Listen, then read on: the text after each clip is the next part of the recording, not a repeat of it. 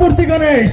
भारत क्रीडा मंडळ मन्नतपूर्ती गणेश बडकस चौकात श्रीमंत राजे मुदोजी भोसले यांचे स्वागत करीत आहेत, जे आमच्या सोबत पुष्कळ वर्षांपासून आहेत.